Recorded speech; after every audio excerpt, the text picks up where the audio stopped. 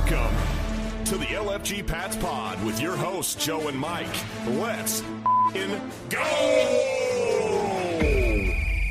All right. Welcome into the LFG Pats Pod. This is episode 10. A lot of fives.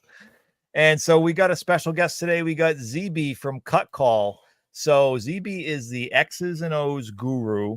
This guy, he knows more about football than most people do. But before we get into that, so we have two sponsors. We have Rogue Island Kitchen and Bar. So if you're in the Arcade in Providence, if you're in Providence at all, they have probably over 30 craft beers, all great, locally hyper-sourced food from the Rhode Island, Massachusetts, Connecticut area. So check out that, Rogue Island Kitchen and Bar located in the Arcade.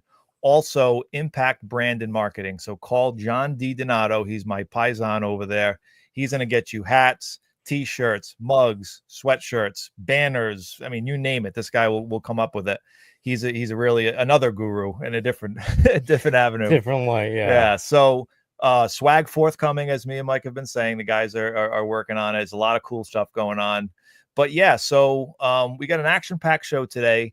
We're going to talk about Josh McDaniels. There's a lot of West Coast vibe going on with the staff. And there's also a lot of cool players that we have, too, that we'll talk about very in depth. And so let's just start. ZeeBee, tell us about yourself. How did you get into this? What qualifies you to be an X's and O's guru? What makes you such a good scout? We know, but I want them to know. Hard work. I mean, I was involved with football, all through high school, after high school a little bit, coming back and helping out. But most of the stuff that I know is self-taught, scouring playbooks, coaching clinics, everything. Just been doing it for, 20 years. Wow.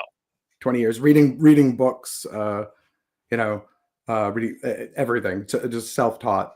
Continue. I basically, like, when I got done playing football through high school, I just never stopped learning that part of the game. That's amazing. And you have access to the all 22 tapes. You said if you need tapes, you have a guy on the inside that sends you tapes. I mean, you're constantly looking at all 22 footage, right? Oh, in the words of Tom Brady, I find it soothing. There isn't a day that I remember that clip. He's like, it's soothing. There isn't a day. I mean, maybe a 48-hour period goes by that I don't have all 22 open in one form or another. It's always looking at something. It's tough. You can't help it sometimes. I'm usually looking at 5 things. I'm usually looking at I've got like multiple, because the way you have to get projects out the door, you have to have multiple things going on right now. So that's amazing. Yeah, I think Mike and I can both say that, like, just your way of editing clips, you know how to kind of present it in a way where it's very digestible.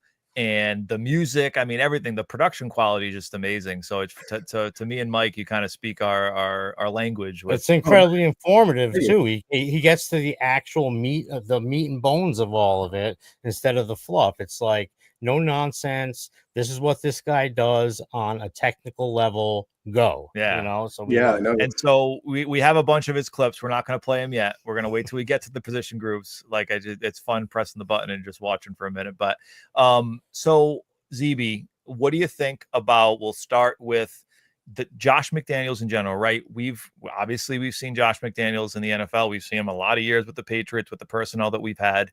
What do you think about Josh McDaniels this year, specifically with this offense and with these players we have? Obviously, there's a lot of question marks, but what do you think just preliminarily with Josh McDaniels?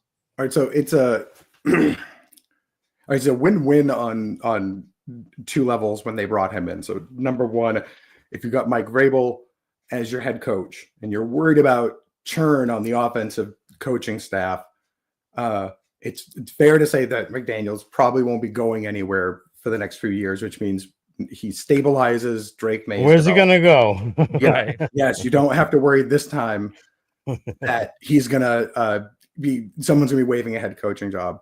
Second, I say comparable to what they've had in the last few years, and I think everyone would agree on this. It's going to be night and day, because since Josh McDaniels has left, I mean, I forget what it's someone. I think it was Scott Zolak called it a clown show, or someone said it's just been it's been bad.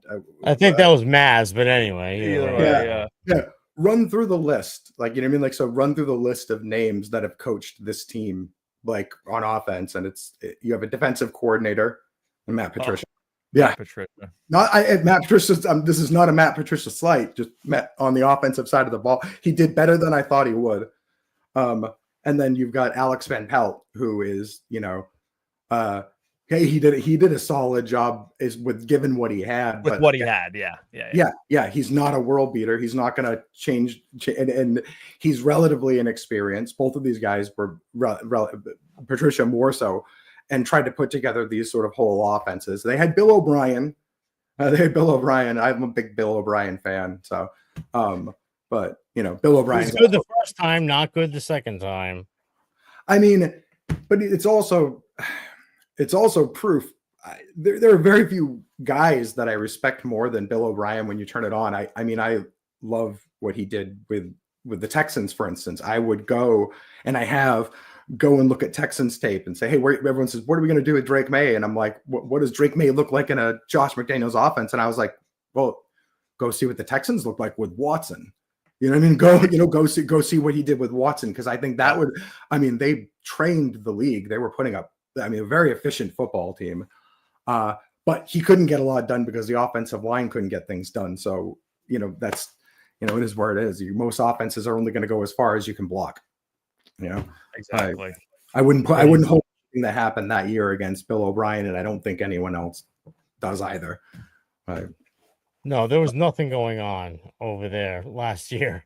The offensive line was obviously the worst in the league. You didn't have a Josh McDaniels, you had an Alex Van Pelt who didn't even realize guys like Marcus Jones ever played on offense and stuff like that. God, so, so you get a guy like Josh McDaniels that comes in, and that's another thing that I would like to ask you is, Josh McDaniels' offense, and I've heard a lot of reports about him being very receptive and open to other guys' opinions and other schemes, like Thomas Brown, the guy who was the interim coach of Chicago last year. He's now our tight ends coach.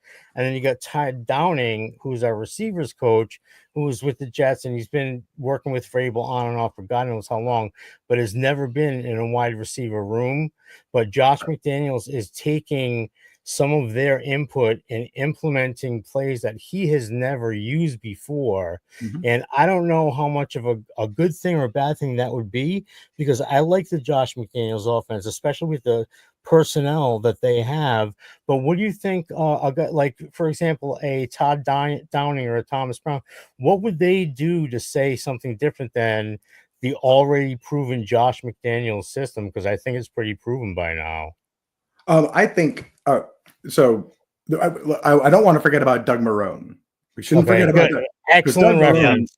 I mean, he is low key. I think is actually the most experienced coach on the entire staff, including Mike Vrabel. And he's, I know Marone's done a lot of different things, but he's another West Coast guy. Ran the Jaguars, ran the Bills, Jaguars. Coached at Syracuse, coached Syracuse, and they were West Coast there when he was there, or in and about that. But what are these guys going to add? I think when you have, you have most people, when they say, oh, are we, and you've been hearing people talk about it for a number of years, and they say, we're going to West Coastify this, or they'll bring up Shanahan, or they'll bring, or they'll bring up McVay. Okay. So I think what most people would want to get from those offenses are some of the really big payoff plays. So what we call, like, especially when you talk about the action game, I personally would say quarterback movement game. That's a personal thing. It's brought up less by fans, and motion. So those sort of three things that the Josh McDaniels system with Brady was almost indefensible. You felt like Brady was just going to take points when he needed them. Right. But its play action game hasn't always been as efficient as some of these other teams. I mean, if you remember back when Aaron Rodgers did prime Aaron Rodgers, right? And that would be a sort of West Coasty kind of offense that he was in, and the numbers they would put up and the efficiency that offense got, where they were, you know what I mean? Like they were just churning out points and churning out wins themselves. I think some people look at that and say that's a thing you could add. You could, maybe integrate a little bit. Yeah, it seems like, as far as Josh McDaniels, right? It's obviously identifying the mic, it's motioning to figure out which coverage are they in, and then it's identifying as quickly as possible, and you're not only the quarterback but the receivers identifying where the holes are and where am I going to make my first and second read, and how can I get the ball out as quickly as possible. Correct. Well, that begs the question, and this is a big one. I'm non sequituring, like Efton Chisholm or Pop Douglas, who's better at the Josh McDaniels jitterbug slot role? I think I have Efton my Chisholm, opinion. Please, by all means, yeah. I think Efton Chisholm. Hey, hold on. I'm going to throw in a clip here because I've been dying to press the clip button here. Oh, he's got to do Look, it. So this is the one, ZeeBee, that I requested from you because I couldn't download it from YouTube. But I want everyone to watch this real quick. And there's a lot of subtle nuance you have to realize what's going on here. So this is the one where there's a play, and I think he's in the slot position, and he almost looks like he's going to set the player up with a block. So he kind of freezes the corner, which is, high IQ, like you said, high IQ move. Let's watch the clip, Joe. Oh, well, I want to make sure people understand what they're watching because it's I can't help it. I want to. Sorry, let's watch. Let's watch. Fire. Oh yeah.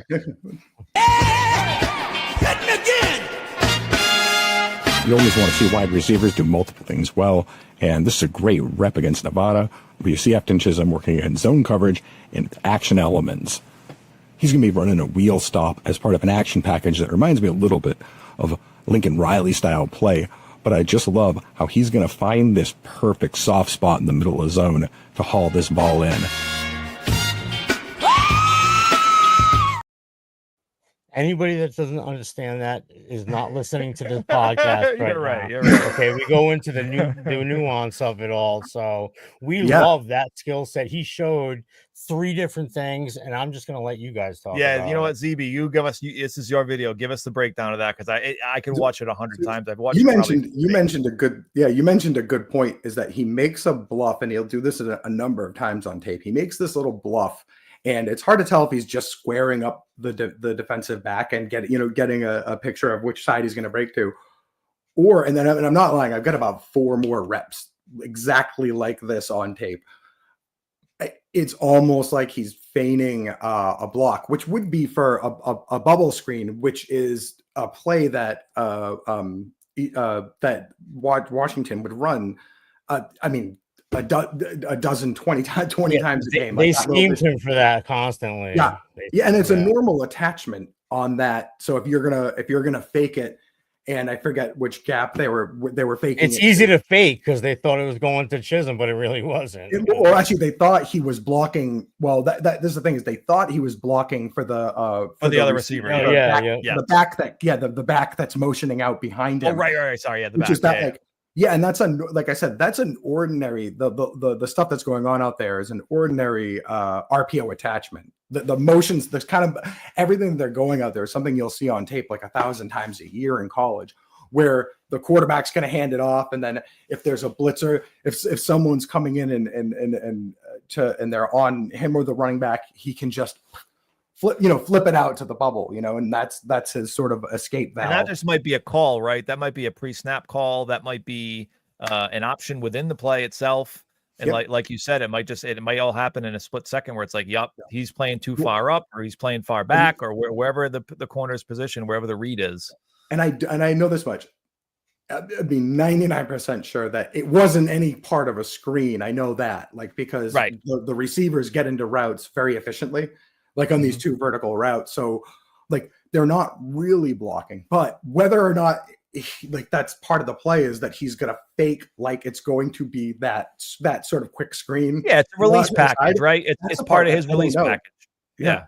And it'd be great if that's what they were doing. I mean, it'd be great if that's if that is just Efton using high IQ and saying, well, I know this guy's, and he's a good blocker on the perimeter. I know this guy is waiting for me to block this this bubble, so I'm just going to make like I'm going to block, and then he'll kind of like try and avoid my block, and then I'll use that to get around him.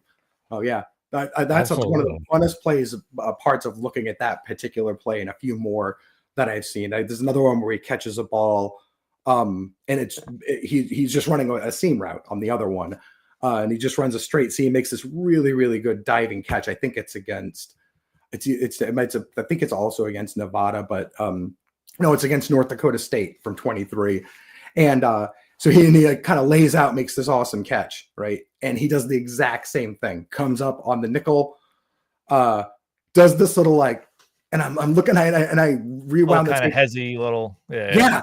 I rewind the tape 50 times, going over to figure out exactly whether this is a second level hezzy release or he's actually like kind of like bluffing, like he's going to block and then getting around it. It's good stuff. His nuance is second to none. It's second to none, trademark. And I say second to none because I say it all the time. But the nuance of his routes and the way he sets people up is absolutely second to none. So my question to both of you guys is, does he threaten Demario Douglas's spot? I think, I think people are saying, they're very similar because they both are slot receivers. But I think have different games. I think Mike and I are in like vehement agreement that they can be used very differently, even though they're similar profiles, similar kind of jitterbug guys. Demario Douglas is more of less of the nuanced runner. He can be a little more electric, agility wise post catch. I think Efton's a little more gritty, a little more, tough. But then where I think Efton shines is, and maybe it's Wes Welker. I feel like Wes Welker is the safest comp because Wes Welker would always find that dead spot in the zone. And it's something that's very hard to teach because you have players that just want to run a million miles, make a juke, and then keep running and run as fast as you can. I think that's always the answer.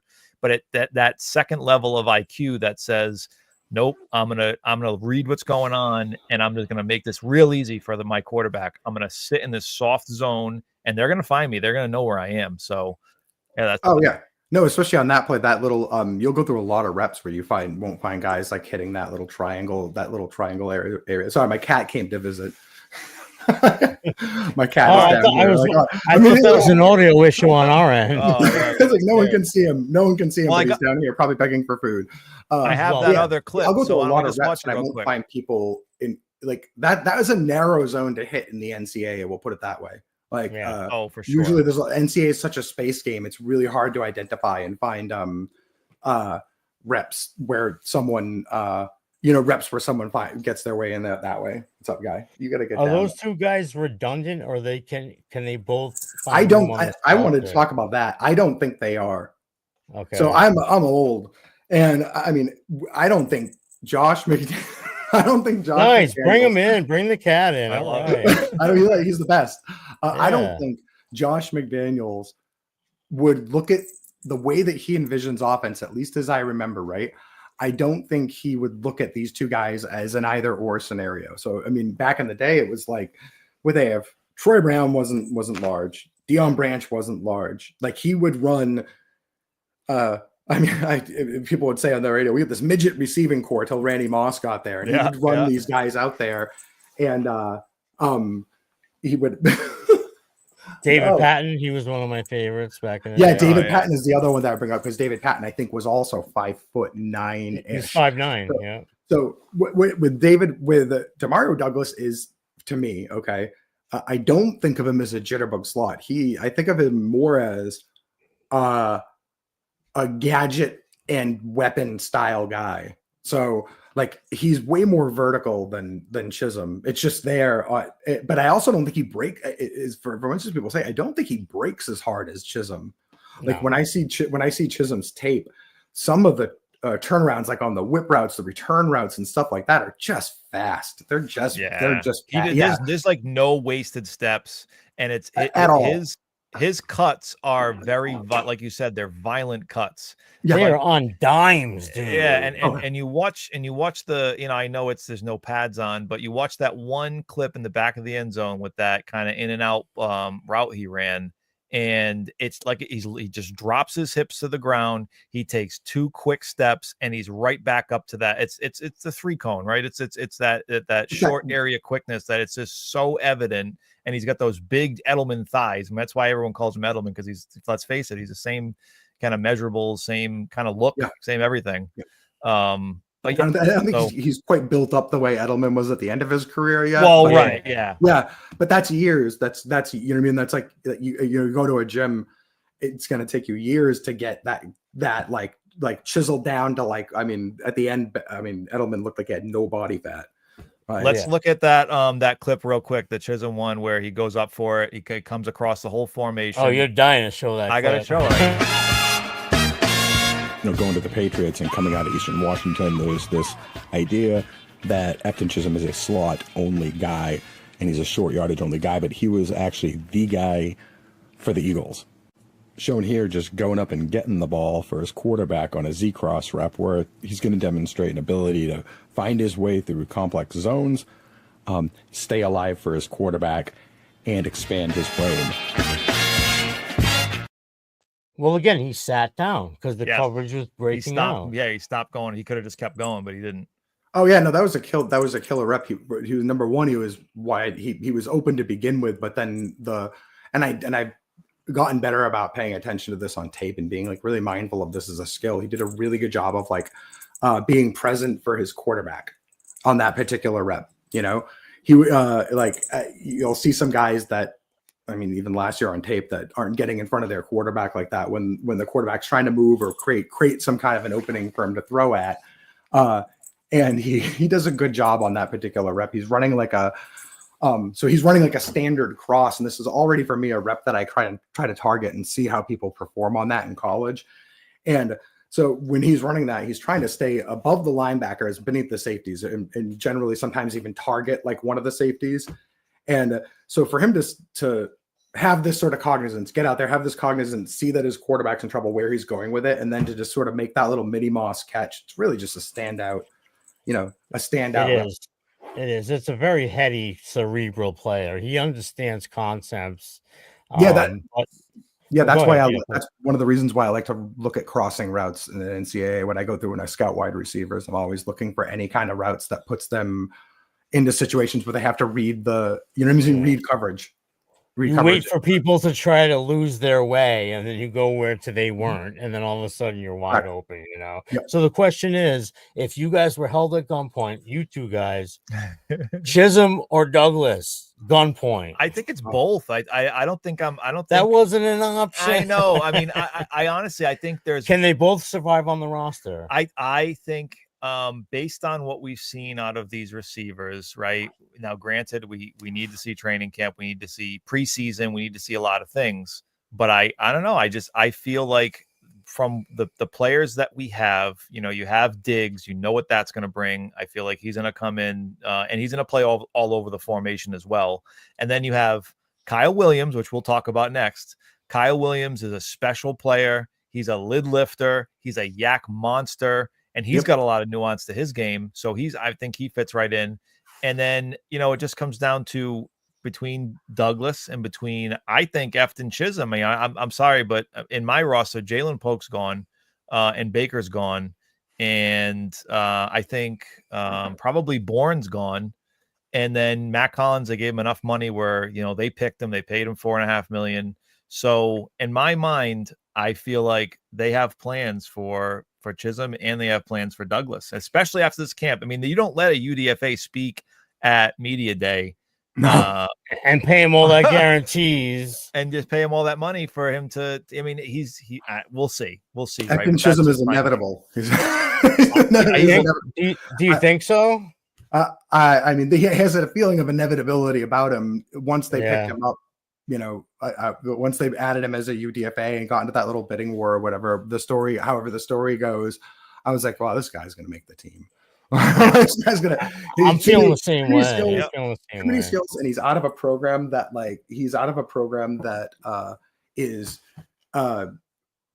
the kind of program that has produced some of the better slot receivers for the Patriots. I'll put it that way.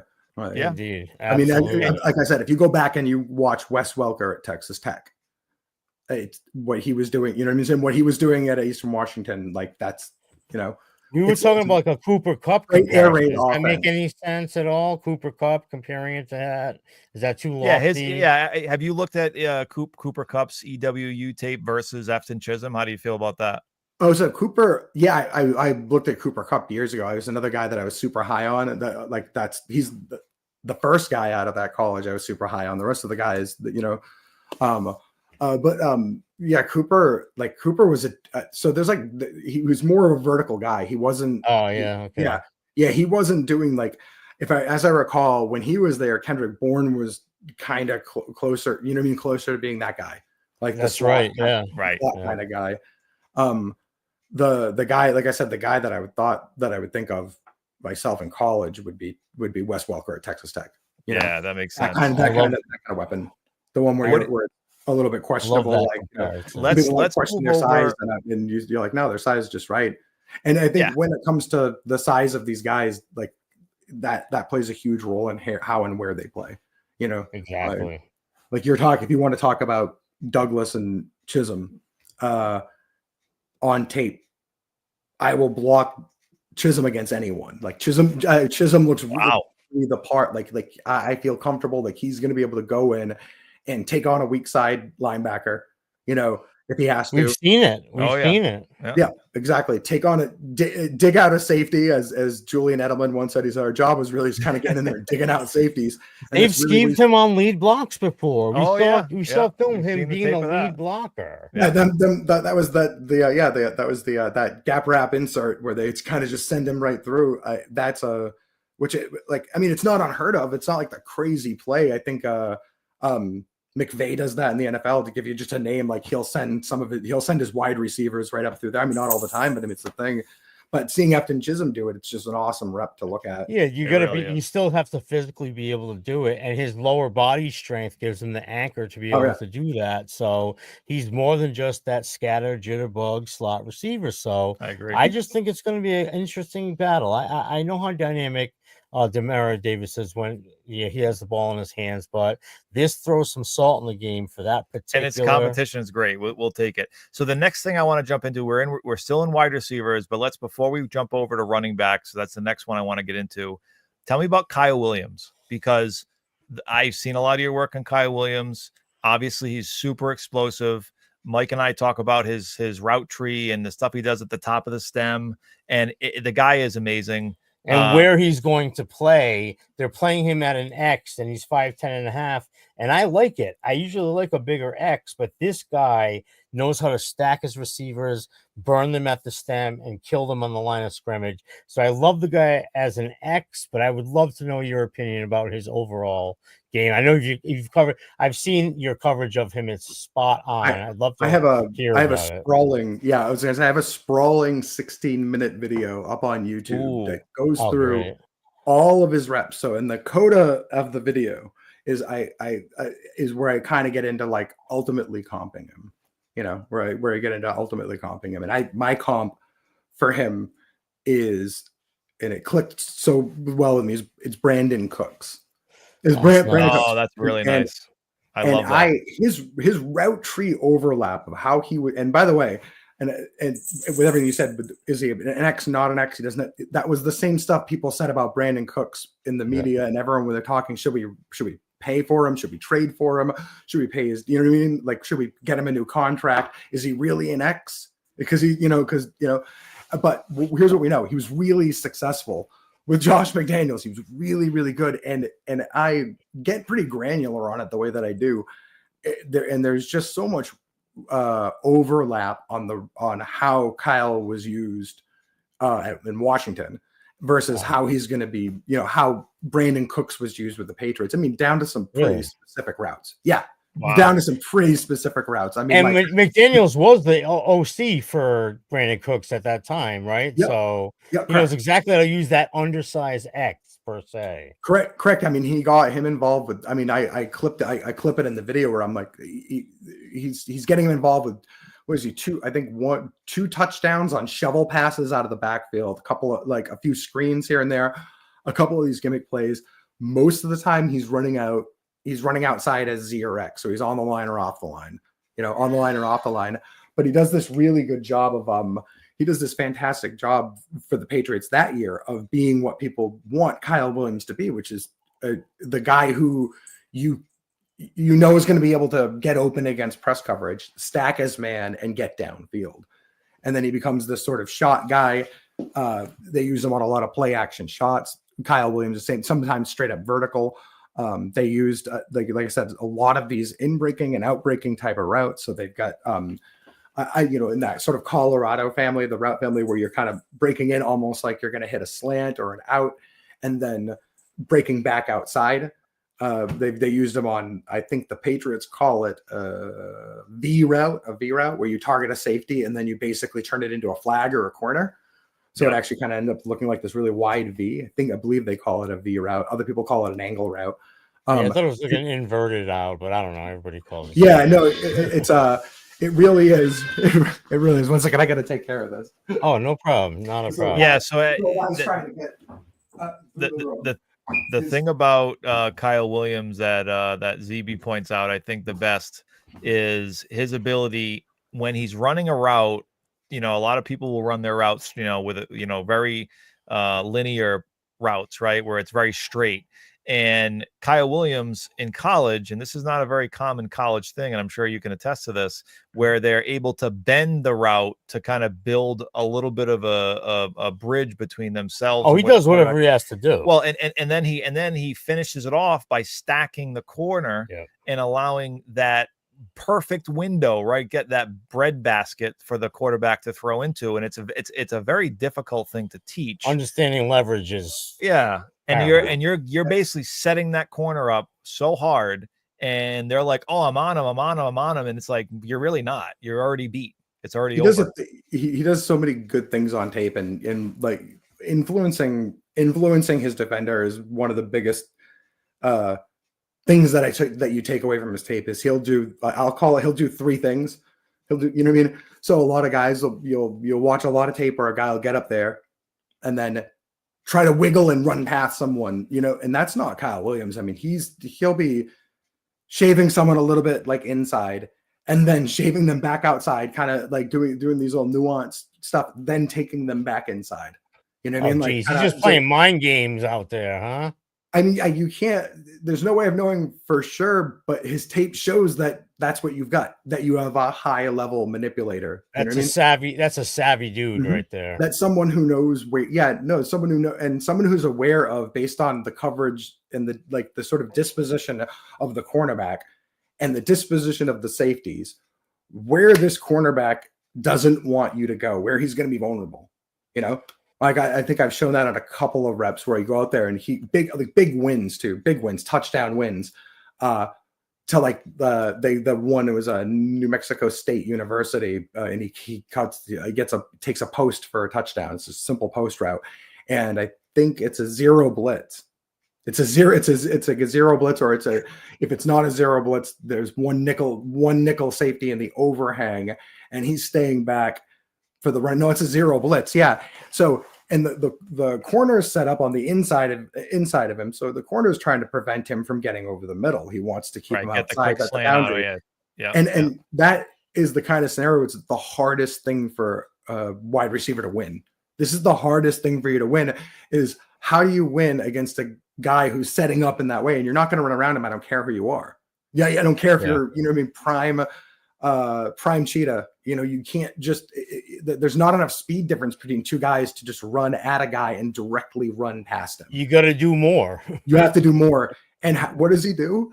He makes a move to the inside where the guy is trying to, he knows there's no safety. So he makes a move to where the safety is, then breaks it back around. And you see the corner is, oh, shoot, he's making his break now, gets on top of that. And then he's back inside post touchdown.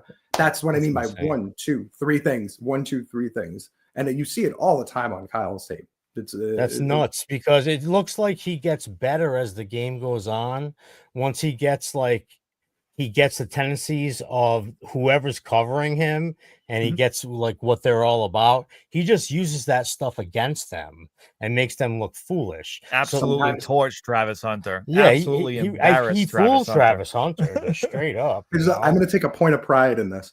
I clipped everything from him, and I never once clipped that game.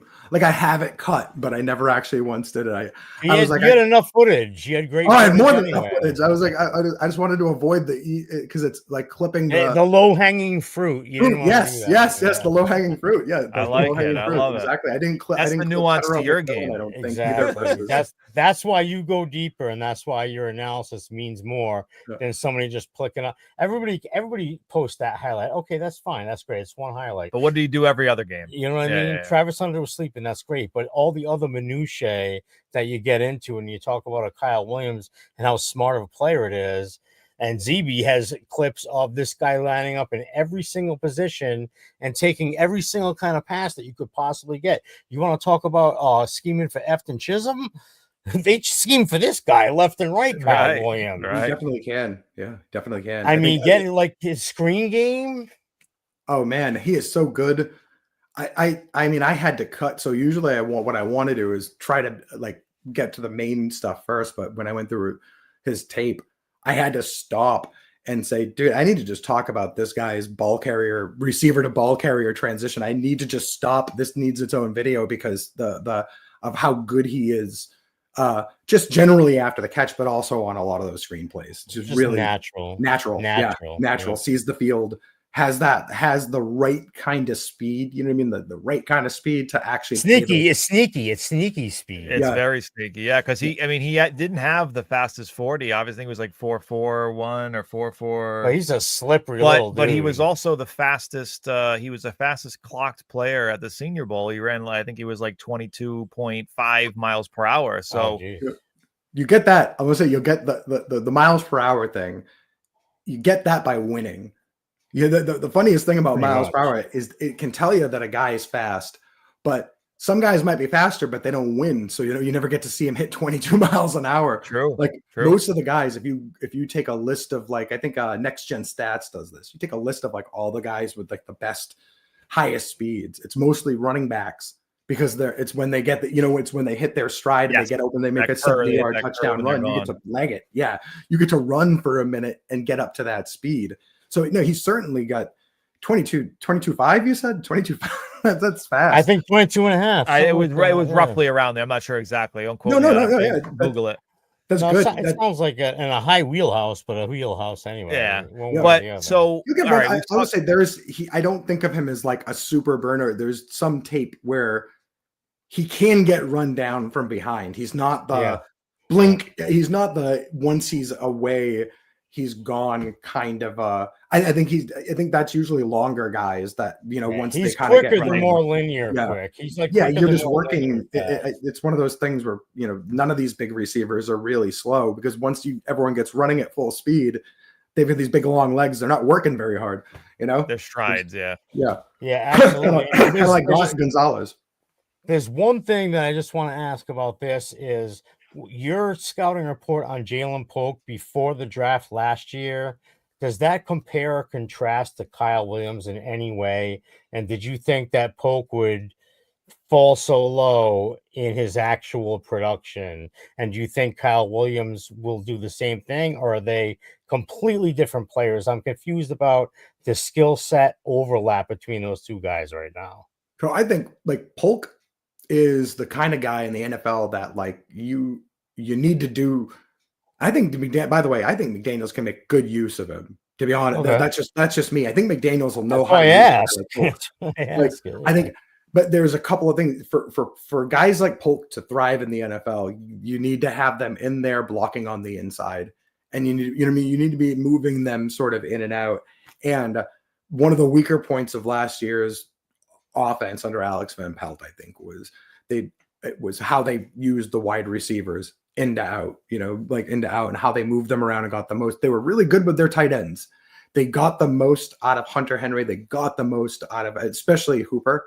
They got the most out of that second tight end on the field. They really, really did.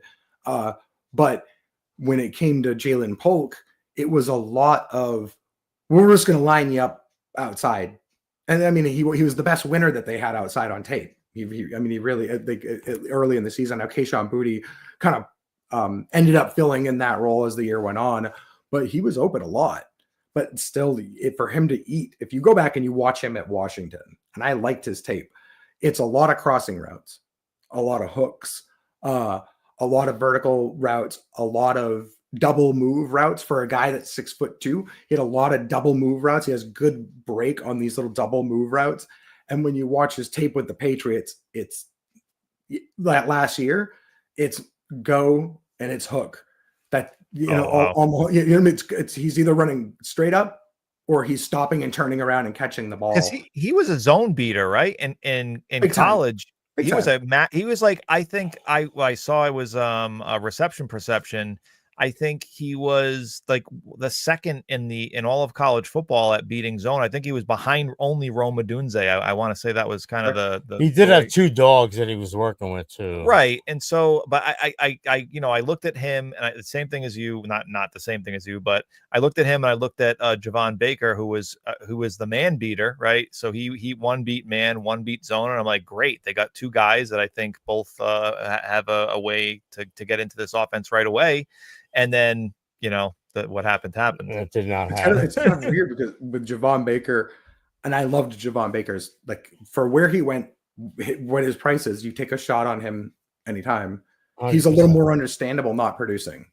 Because, you go to UCF, and I think almost all of his routes were from one side of the field. Yes.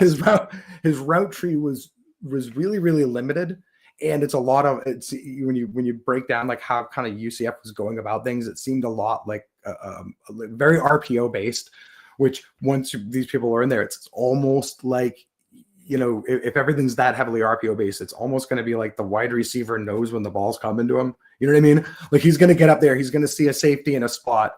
He's going to see the field the way that they're seeing it in the when they're looking at tape and they're talking about the game. And he's going to know there's a really good chance that I'm going to be getting the ball right here. If not, know exactly, the ball is coming to me on this play. That's right. Because their offense was that bare bones.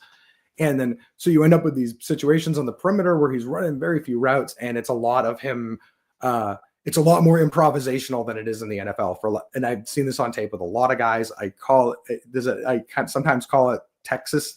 When I think of all like the sort of Texas, like SMU kind of programs that produce these wide receivers that prolifically produce in college, then come to the NFL and can't really figure it out.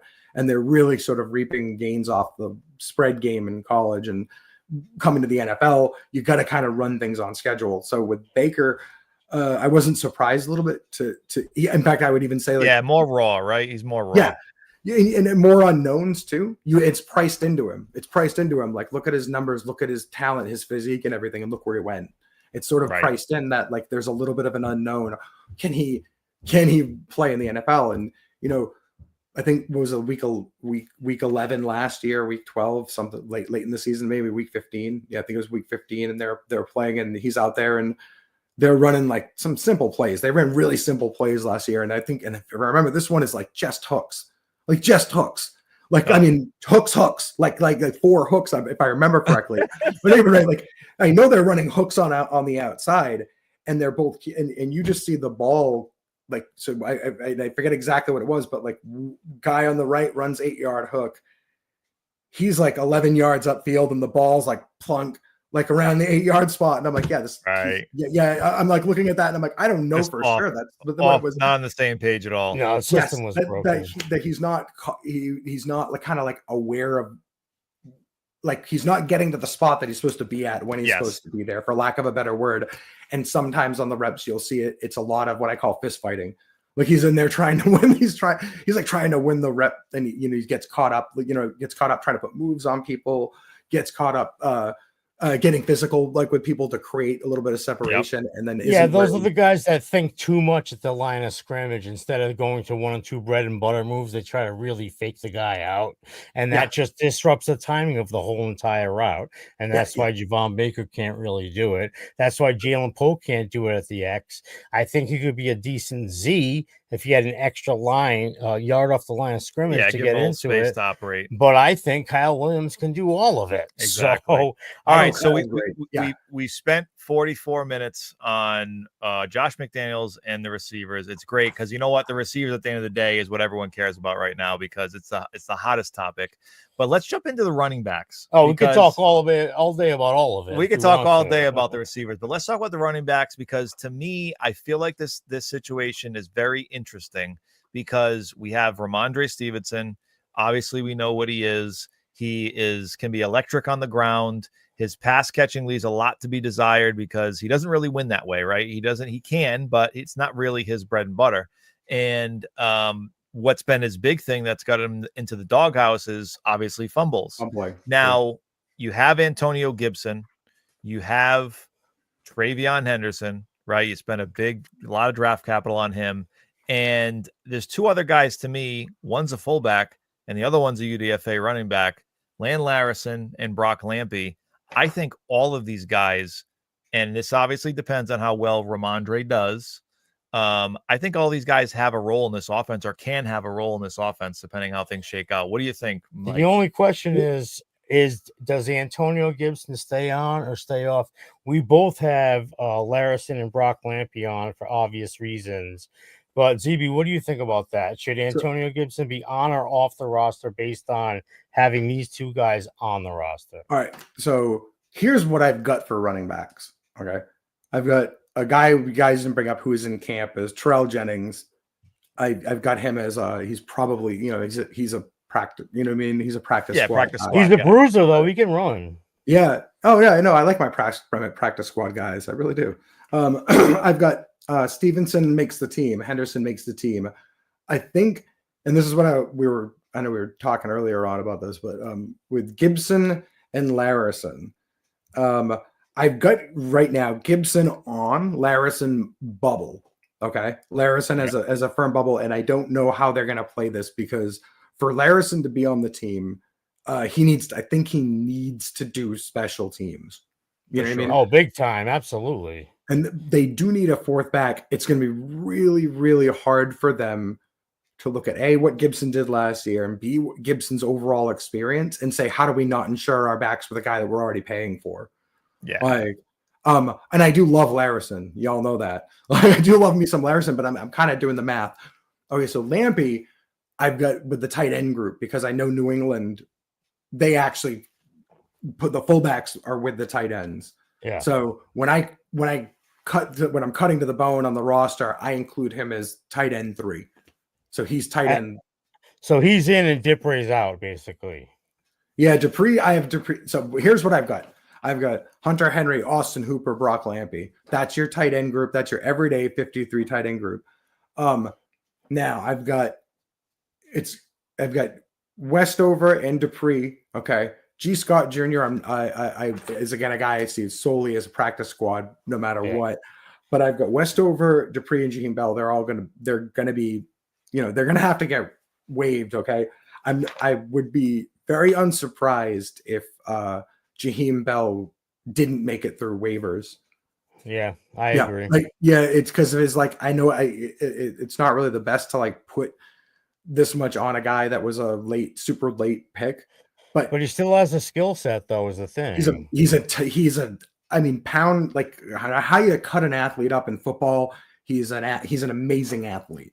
He's got huge size, great playmaking, huge speed, huge speed. We're saying Dupree right now, right? No. We're talking about Jaheim Bell. Okay, I've heard a lot of bad things about him at camp. I'm hearing he's got feet for hands at camp. No, I hear good things. He's not a inline blocker, but he's a dynamic seam runner. That's the blocking was a question. I think he had good hands in college. I haven't heard anything about hands in camp this year. I wouldn't have personally if I were picking a fringe tight end for Josh McDaniels, it wouldn't have been Jaheim Bell. And I actually had them drafting Jaheim Bell last year. I think I had him in the 6th or the 6th or the 5th, actually, like a lot of other people. I had them taking him in the 6th or the 5th because I thought, well, someone that's from the West Coast tree is going to find a way to get this kid the ball in space and just let him kind of run. I thought it was a great flyer in the 7th round. I really did. I thought it was a good prospect. So outstanding athlete, and he's a good kid. He's an outstanding athlete. So you don't know if he gets through the that's the whole thing. All these people, I don't know if they sneak through the practice squad, especially because That's going to be tough. Yeah, I think Westover and Dupree can make the practice squad. Oh, sure. Land Larison, you you might have, because of the nature of there was another bidding war with him. You're really gonna have to find a spot for him on the team if you want him. I think someone will come get him too. I agree. Someone will come get him. So you have to be a big boy. Someone in Patriots place has to be a big boy and make some tough decisions about who's going and where they're gonna trim some fat. Maybe for my roster, I've got it set up that Ben Woolridge will not be on the 53. So he should be on the practice squad. I don't think anybody's gonna pick him up. He should be a camp arm and a practice squad guy. But we're hoping to just completely self-serving.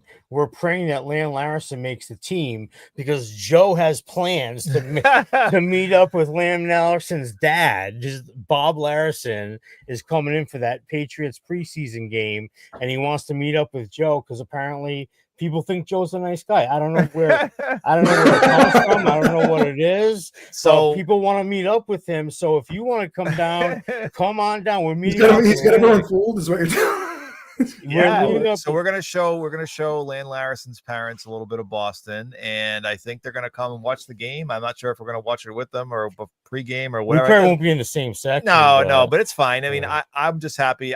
Eventually, if Land Larison makes the roster, which I think he will, like you said, I think they're gonna realize that were willing. How many teams were willing to pay him over $200,000? He won't make it to the practice squad, and he has tremendous special teams value. Right, and I think in camp, if he can prove that he can bring what Gibson brings, which is it's a tall order, because I think Gibson was very efficient as a runner and as a receiver. I like him, and he had one of our longest receiving plays last year, and he had the longest running play too, I think. Yeah. So I mean, he's the guy is was it the Jets? I think it's the Jets. Somebody into the backfield, 68 yards or something. The handoff wasn't even very good, and it was a little bit. The blocking wasn't really that good, and he just went after. He's a dynamic player, and what makes it even tougher is you got other UDFAs. Brock Lampy, who is going to make it even harder because that's another spot. I mean, we both feel confident that Brock Lampy. Let me just show this clip real quick, and then we can talk about Brock Lampy. Brock Lampy, friends, in the starting offensive huddle during much of Tuesday's practice, because a lot of the formations they were using had a fullback. He's the guy. He looks like the guy at fullback. They could use a tight end there. They could if they really wanted to. But to me, he feels like the best option for that role, and I think they're going to want to have that role with Josh McDaniels.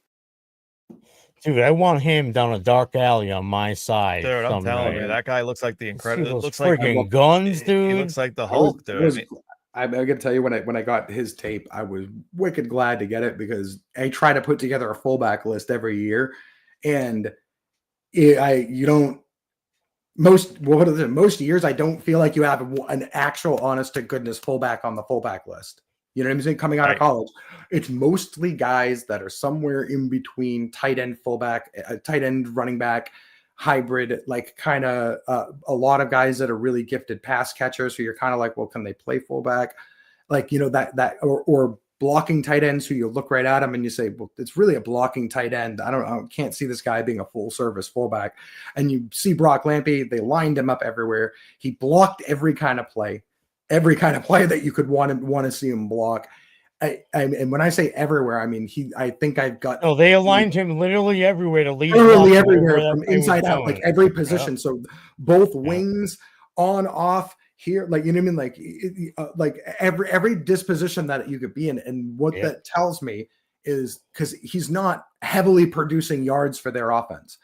What that tells me is that he knows this offense inside and out. When I look at it, I'm like, he can, if he's out there for his blocking, and they can line him up anywhere. He knows the blocking schemes of this offense like a quarterback would. You know what I mean? Or like a center would. You can't. People that have never played football really don't understand when you're lined up. The value of the value, but also the difficulty. I think people think it's more of a gladiator game than a chess game, and when it comes down to it, the really good teams are playing chess.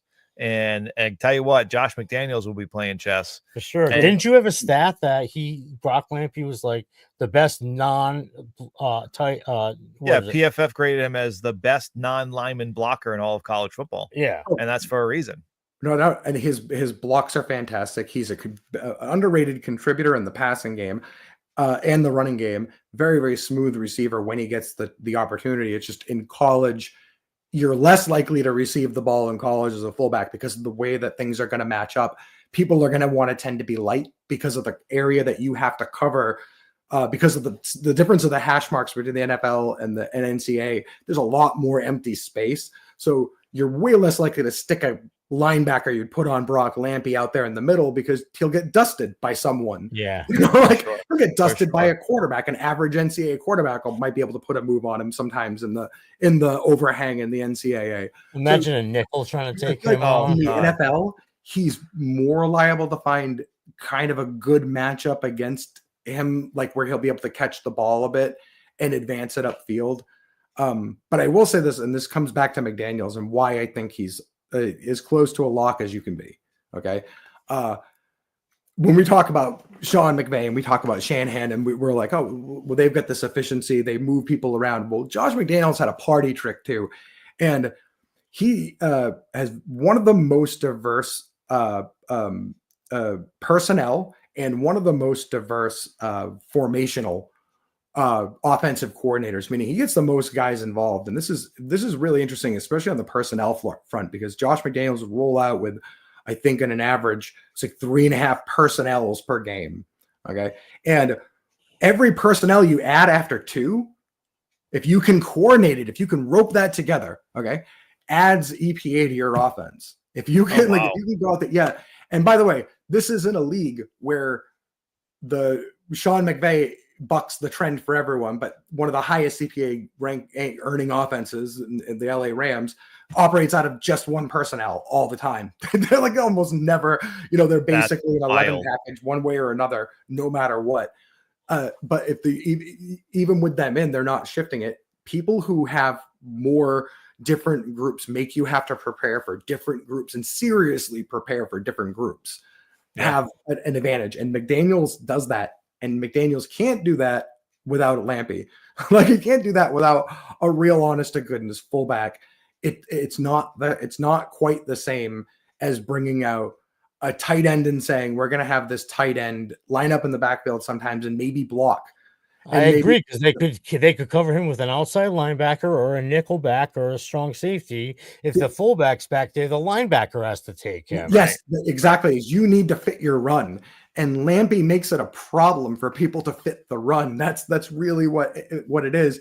And he has, I think he's better than Jacob. I know it's hard to say that because he hasn't played it down, but from the tape, he looks like a better, more natural athlete to add than Jacob Johnson, who wasn't, he was brand new to football. This kid knows football. There's a difference there for sure. Yeah, like for sure. He's a throwback in the sense of, I don't think the Patriots have had. I think given time, he can catch some footballs for the Patriots out of the backfield, which is a big thing for a fullback. And he comes really big gains. Really big gains. He can change a personnel on the defense just by his presence on the field. Correct. So you're going to have to match up differently. If you don't want to get run on, you're going to have to match up differently. And that's what McDaniels is going to, that's why McDaniels is going to keep him. And I think ultimately why they signed him as a UDFA. That it's all matchup based. McDaniel's all about matchups, and he's playing chess. I love it. I love it. And that's McDaniel's. That's one of his 2 strongest suits. Is finding personnel and saying how the personnel is going to problematize what the defense wants to do. Like you see the defenses generally they do what they think they're good at. All of them on tape. Like most defenses don't tend to try to do different things here and there. And if you can come out there and say, we've got this personnel, we're going to make a thing. This is going to make a problem for them doing that. And the other thing is finding. Couldn't agree more. And just think about having Brock Lampy and Travion Henderson in the same, let's say, I formation, and blocking on a play action or something like that? Blocking on a play action, but then also you say, okay, we're going to show you the I, but then we're going to break it out into 5 wide. We're going to have both the guys go wide, and now we're going to take that personnel. Yeah, you're right. Know, so I mean, he's going to have a field day, right? I'm going to tell you, I want to see them in a shotgun tee with Drake May in between the two of them. And I love it. Just run some of your regular plays, but attach them to with a look of a speed option, because that worked. That kind of stuff at NIU for him worked really well. I freaking love it. It's so impossible to game plan against. There's too many variables involved there. I love it. Especially with Drake May's running ability. So let's talk about before we end. We probably have another. I don't know. We have another 10 more minutes, let's say. But let's talk about Travion Henderson. Let's watch this clip real quick, and then we'll talk about him. Patriots added a lot of tryhards in the draft. Will Campbell, Kyle Williams, and Travion Henderson has to be near the top of the list. Gotta love a rep to show off athleticism, but this is a playoff rep against Tennessee where he's running power, a core component for McDaniels and Ohio State, and he just won't let it drop. Hitting the corner, then hurdling a second-level defender. And I can't help but think that these are the parts you build a good team out of. Pretty good breakdown. I mean, you just look at Travion Henderson, you're like, this is like, to me, it's you don't want to say James White on steroids, but like Kevin. He's studying James White. He's studying James White, Kevin Falk. I mean, we've seen all these guys before, but I think this kid he brings another level of like blue chip speed, burst. I mean, he was he was only behind Ashton Jeanty, I believe, on burst or chunk plays. Well, didn't he lead the NCAA in yards per carry at like 7 point something or other? Yeah. He led in his tenure at Ohio State. He led the entire NCAA in 50-yard plays. Oh, in 50-yard plays, I mean, he's a threat to. And by the way, I was a big burden guy, and I was thinking they might go for a wide receiver or perhaps a guard. I was in no way displeased by taking Henderson. Henderson made sense from a best player. If you knock off positional value and you just say, we're not going to play that game, we're just going to take the best guy who's out there. You know what I mean? He might have been the best player left in the draft. Like, because he was mocked as high as 15. I mean, I think it was when did the Broncos pick? Was the Broncos around 20 or yeah, it took a mirror in Hampton. That was like 20. And right from the jump, by the way, I liked, and I didn't dislike Quinton Judkins, but I liked him better on tape at Ohio State as for how he would translate to the NFL. He does everything well. Like everything. Well, another guy that blocks, like he's just a dog. Like he blocks, and he blocks some kamikaze. He picks up some blitzes where I know a lot of people want to see him put the hit stick on people, but I love the reps I love the tray reps where he just gets to a blitz and he gets cleaned out and he gets right, and he's back up the next play. And his quarterback hits the pass. Because to me, that's the essence of being a scan back, of getting back there, and then you've got your responsibility. You're not releasing, you're scanning. You're going, inside to the mic, and you're reading over, trying to find where pressure's coming from, and he finds it, and he's really good at that. And yeah, he is dynamic with the ball in his hands. He's a team guy. He really is. The guy sells out. He is a solid citizen. I think anything when you go through all the stuff coaches talk about, people at Ohio State, like people loved him. People loved the guy. No, I'm glad we got him over the guard that the Dolphins traded up to get. We still haven't signed yet. So another character add, I would say. I think there was a definite theme of with Vrabel's players in the draft. Oh, definitely. Yeah. I was going to say that. I mean, you look at all these guys, all the research you do. I mean, they're all academic. They're all high leadership guys, High character. high character. I mean, it's a common theme throughout the whole draft. It was the most refreshing draft I've ever seen in a while. I think I've ever seen, honestly, from top to bottom. There was some, some head scratchers as far as like, okay, Julian Ashby and the kicker, but again, you can understand why they did it, and they were late picks anyway. So it's like, and then the UDFA, I mean, they did everything that we wanted from a UDFA standpoint, which was. I will defend Ashby, and I love Burrigalis too. I actually mocked him to the Patriots a bunch of times. I like both of them. I like him too. I like him too. I was just like, oh, a long snapper. But then Mike actually did some analysis on his tape, and he said this guy not only snaps the ball, this guy's like the first guy down to the returner. Yeah. And I was like, okay, all right. He's a good tackler, and he's a good just general special teams player. He's the kind of guy you want on your team. And I'm going to throw this out there because I know a lot of people say, and I've heard it, and they'll go, you don't draft a long snapper. And I just want to say, you do. I've been doing draft for 20 years, and here's the reason why you do. In the 7th round, an average positional player is not going to make your roster ever.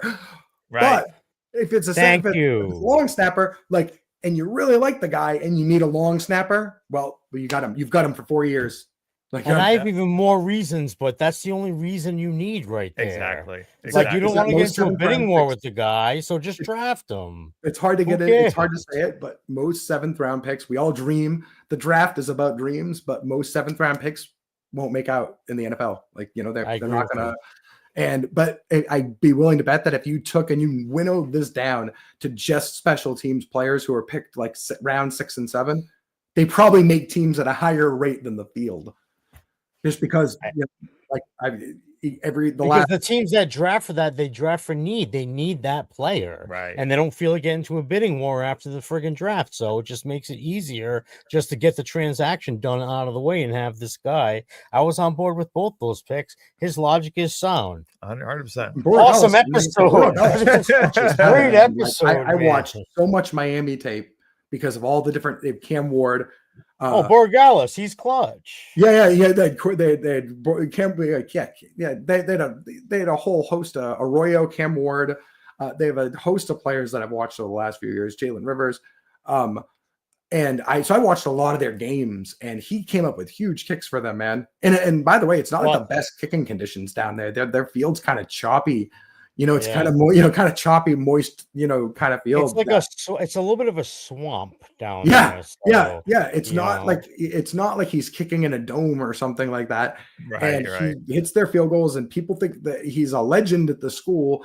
And they need a kicker. I'm in badly. Yeah, I'm in. He sounds like a gamer. I've loved everything he's ever said. He's nailing it in OTAs and the mini camps and whatnot. He's kicked in a swamp, so the frozen tundra might not be that bad of an issue for him. I know he's not used to the cold, but I think that kid will be great. Thought it was a great draft. And he loves Vinatieri, which he said he loved Vinatieri. I'm in. You gotta love Count me in. All right, so I know it's a little late. Any closing remarks, ZeeBee? Anything you wanted to add? No. I think we covered everything in depth. Awesome. We covered a good amount of stuff, man. This is a fantastic episode. We feel that's why we had you on, because we love your scouting breakdowns and whatnot, and we feel the same way about a lot of the same players. So this is an incredibly productive conversation. I'd love to do it again sometime. Absolutely, yeah. When the season rolls around and we get some actual footage and stuff, I'm dying to see your breakdowns. I think it's going to be a lot of fun. Yeah, you guys. I don't know if you know that I cover camp too, so I'm there every day that they have. I'm there we'll be there. We're gonna have to hook up. We're gonna have to hook up. Definitely. Well, I'll be sure of it. And so I'm gonna be covering that too. So I get a lot of good content there. That's usually that's when I feel like it starts, is when I get to see, the guys with the pads on and out there, actually competing. OTAs absolutely. OTAs is hello, how you do. Well, thank you so much, ZeeBee, for coming on. This has been an amazing episode. I find your material, like Mike said, just really it sucks me in. I'm like, oh, this hits me right on that spot where I need to get that deeper level of analysis, and you're perfect for it. So thank you so much. If you're not following ZeeBee, Catch him on X. He puts out all kinds of great stuff. As always, follow LFG Pats Pod, Joe LFG Pats Pod, Mike LFG Pats Pod. We're on Instagram. We're on Spotify. We're on all over the place. Apple Podcasts. Give us a like. Give us a follow. And thank you guys for joining in. This has been a great episode. LFG, baby. Let's go. Let's go. All right.